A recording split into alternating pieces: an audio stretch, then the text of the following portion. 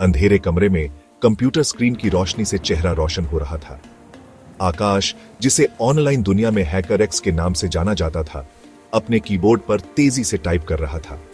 उसके आसपास बिखरे हुए एनर्जी ड्रिंक के कैन और पिज्जा के डिब्बे उसकी लंबी रात की गवाही दे रहे थे।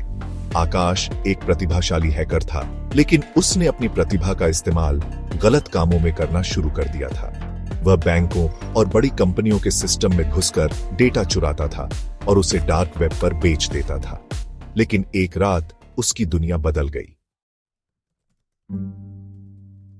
उस रात आकाश ने एक नए टारगेट पर नजर डाली, एक बड़ी साइबर सिक्योरिटी कंपनी। उसने सोचा कि यह उसकी अब तक की सबसे बड़ी हैक होगी, लेकिन जैसे ही वह सिस्टम में घुसा, उसे एहसास हुआ कि यह कोई साधारण सिस्टम नहीं था, यह एक ट्रैप था। स्क्रीन पर एक मैसेज आया, हम तुम्हारा इंतजार कर रहे थे हैकर एक्स।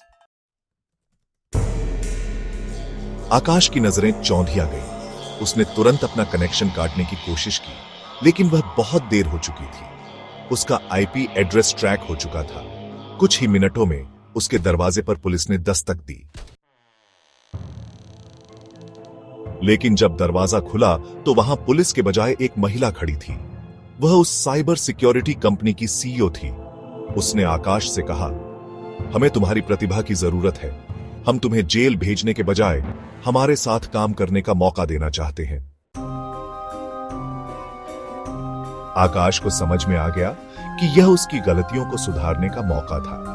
उसने हां कह दी। उस दिन के बाद हैकर एक्स ने अपनी प्रतिभा का इस्तेमाल अच्छे के लिए करना शुरू कर दिया। वह अब एक एथिकल हैकर बन गया था, जो साइबर क्राइम से लड़ने में मदद करता था, और इस तरह कोड का भूत एक हीरो बन गया।